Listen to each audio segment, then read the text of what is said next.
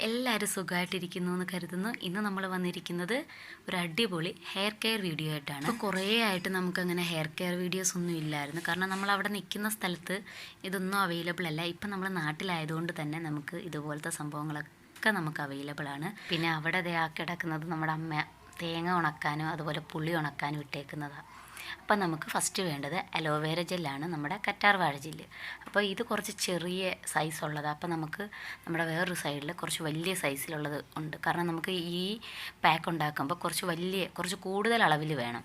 അപ്പോൾ ഇതാകുമ്പോൾ നമ്മൾ 2-3 എണ്ണം കട്ട് ചെയ്തെടുക്കണം. അപ്പോൾ നമുക്ക് ഒരു ലീഫ് എടുത്താൽ തന്നെ അത്യാവശ്യം നല്ല രീതിയിൽ കിട്ടുന്ന ടൈപ്പിലുള്ള ചെടിയുണ്ട്. അപ്പം നമുക്ക് അതിൽ നിന്ന് കട്ട് ചെയ്തെടുക്കാം. അതായത് ഇപ്പം നമ്മൾ വീഡിയോയിൽ കാണുമ്പോൾ എനിക്കൊന്നും അത്രയും വലിപ്പം തോന്നിക്കുന്നില്ലെങ്കിലും നല്ല തിക്കായിട്ട് ജെല്ലും ഉണ്ട്, അതുപോലെ നല്ല വലിയ ലീഫാണ്. അപ്പം നമുക്ക് ഇതിൽ നിന്ന് ഒരെണ്ണം കട്ട് ചെയ്തെടുക്കാം.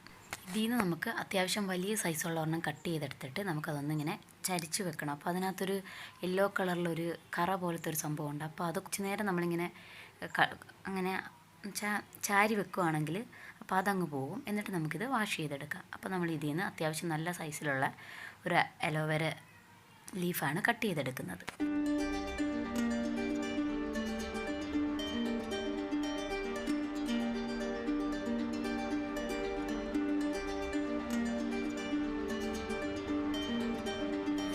ഇതാണ് ഞാൻ ആ പറഞ്ഞ മഞ്ഞ കളറിലുള്ള ഒരു ഫ്ലൂയിഡ് വരുമെന്ന് പറഞ്ഞില്ലേ, അപ്പോൾ നമ്മൾ ഇതുകൊണ്ടിങ്ങനെ ചാരി വെച്ചാൽ മതി. ഈ കട്ട് ചെയ്ത ഭാഗം താഴോട്ടായിട്ട് ചാരി വെച്ചാൽ മതി. അപ്പോൾ ആ കറി അങ്ങ് പൊക്കോളും. ഇനി നമുക്ക് വേണ്ടത് തുളസിയിലയാണ്. അപ്പോൾ ഒരു പിടി തുളസിയില നമ്മളിങ്ങനെ നമുക്ക് കൈക്ക് ഒരു പിടി തുളസിയില അത്രയുവാ, അതാണ് ഒരു അളവ്. അപ്പം നമുക്ക് ഈ തുളസിയില കട്ട് ചെയ്യുമ്പോൾ നമ്മളിങ്ങനെ മണ്ടയ്ക്കൊന്ന് കട്ട് ചെയ്ത് കൊടുക്കാമെങ്കിൽ, ഇങ്ങനെ പിച്ചി എടുക്കാമെങ്കിൽ നമുക്ക് അവിടുന്ന് പിന്നെ പൊട്ടിക്കിളച്ചോളൂ. അപ്പോൾ ഇലയായിട്ട് പറിക്കാതെ ഇങ്ങനെ മണ്ടയ്ക്കൊന്ന് പിച്ചി എടുത്താൽ മതി. അപ്പം ഞാൻ ഒരു പിടി തുളസിയില അവിടെ നിന്ന് പിച്ചി എടുക്കുന്നുണ്ട്. ഈ തുളസിയില എന്ന് പറയുമ്പോൾ നമ്മുടെ സ്കാൽപ്പിലുണ്ടാകുന്ന ചൊറിച്ചിൽ, ഇൻഫെക്ഷൻ അതുപോലുള്ള സംഭവങ്ങളൊക്കെ മാറാൻ നല്ലതാണ്. അപ്പം നമ്മൾ ഒരു പിടി തുളസിയില എടുത്തിട്ടുണ്ട്. ഇനി നമുക്ക് വേണ്ടത് ചെമ്പരത്തിയുടെ ഇലയാണ്.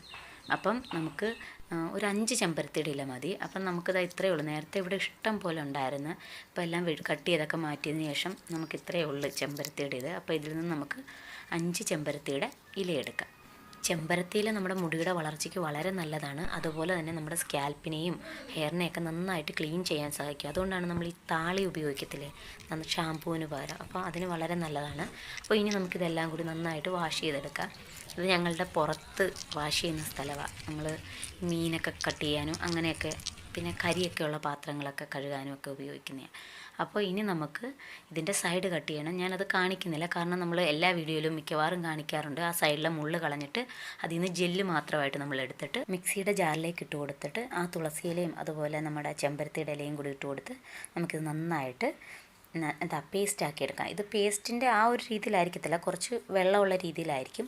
ഇനി നമുക്കിതിലേക്ക് 1 ഗ്ലാസ് കഞ്ഞിവെള്ളം, തലേ ദിവസത്തെ കഞ്ഞിവെള്ളം എടുക്കുന്നതാണ് നല്ലത്.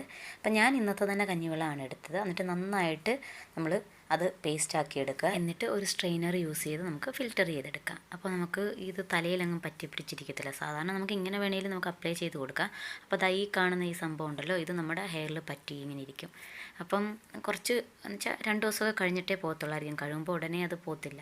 അപ്പം അതുകൊണ്ട് നമുക്കിങ്ങനെ ഫിൽറ്റർ ചെയ്തെടുക്കാമെങ്കിൽ നമുക്ക് ആ പ്രശ്നമില്ല. നമുക്കതിൻ്റെ ആ ഒരു ഫ്ലൂയിഡ് മാത്രമേ കിട്ടത്തുള്ളൂ. അത് നമുക്ക് ഹെയറിൽ അപ്ലൈ ചെയ്ത് കൊടുക്കാം. ഇനിയിപ്പം നമുക്ക് ഇത് ഡയറക്റ്റായിട്ട് നമ്മുടെ ഹെയറിലേക്ക് അപ്ലൈ ചെയ്ത് കൊടുക്കാം. ഇതിനകത്ത് നമ്മൾ ഓയിൽ ആഡ് ചെയ്യേണ്ട കാര്യമില്ല. കാരണം സാധാരണ നമ്മൾ പാക്കൊക്കെ എടുക്കുമ്പം നമ്മൾ ഉലുവ ആയിക്കോട്ടെ അങ്ങനത്തെയൊക്കെ പാക്ക് എടുക്കുമ്പോൾ നമ്മൾ പൊതുവേ ഓയിലും കൂടി ആഡ് ചെയ്ത് കൊടുക്കാറുണ്ട്.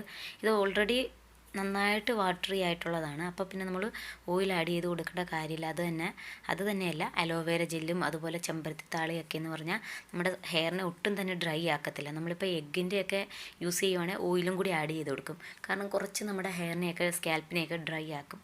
ഇത് അങ്ങനത്തെ ഒരു പ്രശ്നമില്ല. നമ്മളിപ്പോൾ ഓയിൽ തേച്ചിട്ടില്ലെങ്കിലും പോലും നമ്മൾ വാഷ് ചെയ്ത് കഴിയുമ്പം അത്യാവശ്യം ഓയിലുള്ള ആ ഒരു രീതി തന്നെയാണ്. ഇത് നമുക്ക് നന്നായിട്ട് നമ്മുടെ സ്കാൽപ്പിലും ഹെയറിലും അപ്ലൈ ചെയ്ത് കൊടുത്തതിന് ശേഷം ഒരു 15 തൊട്ട് 30 മിനിറ്റ് വരെ വെയിറ്റ് ചെയ്തതിന് ശേഷം നമുക്ക് നോർമൽ വാട്ടറിൽ വാഷ് ഔട്ട് ചെയ്ത് കളയാവുന്നതാണ്. ഇത് നമുക്കൊരാഴ്ചയിൽ 2 തവണയൊക്കെ യൂസ് ചെയ്യാം.